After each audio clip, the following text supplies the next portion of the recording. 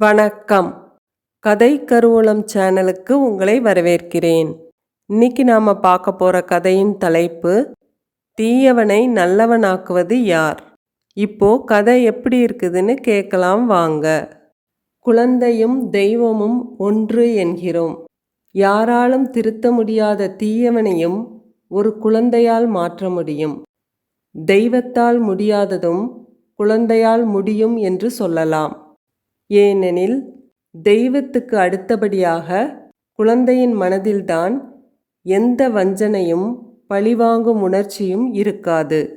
குற்றங்களை மறந்துவிடும் மகத்தான பண்பு குழந்தைகளுக்கு மட்டுமே உண்டு. இதற்கு மகாபாரதத்தில் உதாரணம் உள்ளது. பிறவியிலேயே தீய எண்ணத்துடன் பிறந்தவன் துரியோதனன். அவன் பார்வையில் பட்ட எல்லாமே தீயவைதான். எந்த நேரமும் பாண்டவர்களை பழிவாங்கி அழிப்பதிலேயே குறியாக இருந்தான். அவனது தீய எண்ணத்துக்கு சகுனியும் கர்ணனும் தூபம் போட்டனர்.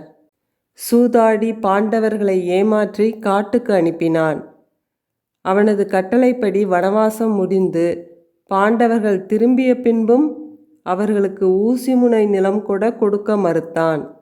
போர் வேண்டாம், பாண்டவர்களின் பங்கை கொடுத்துவிடு என்று பீஷ்மர், விதுரர், துரோணர் கூறிய அறிவுரைகள் செவிடன் காதில் ஊதிய சங்காகி போனது. கிருஷ்ணரின் சமாதான நடவடிக்கையும் தோல்வியில் முடிந்தது. குருச்சேத்திர யுத்தமும் தொடங்கிவிட்டது. ஒவ்வொரு நாள் போர் முடிவிலும் பாண்டவர்கள் கையே ஓங்கியிருந்தது. பீஷ்மரும் துரோணரும் தினமும் துரியோதனனுக்கு அறிவுரை கூறினர். அவன் அலட்சியம் செய்தான். பீஷ்மர் விழுந்த பின்னும் துரியோதனன் மாறவில்லை. துரோணர், கர்ணன், சகுனி, துச்சாதனன், சல்லியன் எல்லோரையும் இழந்தான். அப்போதும் அவனது பழிவாங்கும் எண்ணம் மாறவில்லை. முடிவில் தனியாக பீமனுடன் கதாயுதத்தால் சண்டை போட்டான். கடும் சண்டைக்கு பின் துரியோதனன் தொடையில் கதாயுதத்தால் அடித்தான் பீமன். விழுந்தான் துரியோதனன். அப்போதும் பீமனையும் கிருஷ்ணரையும் திட்டினான். குருஷேத்திர போரின் 18ஆம் நாள் இரவு போர்க்களத்தில் உயிருக்கு போராடி கொண்டிருந்த துரியோதனனை சந்தித்தான் அஸ்வத்தாமன். தந்தையை கொன்ற பாண்டவர்களை பழிவாங்கப் போவதாக துரியோதனனிடம் கூறினான். துரியோதனனும் மகிழ்ச்சியுடன் அவனை சேனாதிபதியாக அறிவித்தான்.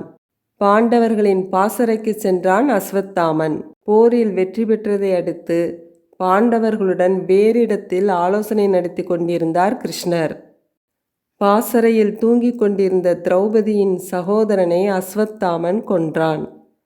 பாண்டவர்கள் இல்லாததைக் கண்டு மேலும் ஆத்திரமடைந்தான். பாசறைக்கு தீ வைத்தான். தீயில் பாண்டவர்களின் மகன்கள் எல்லோரும் அழிந்துவிட்டனர்.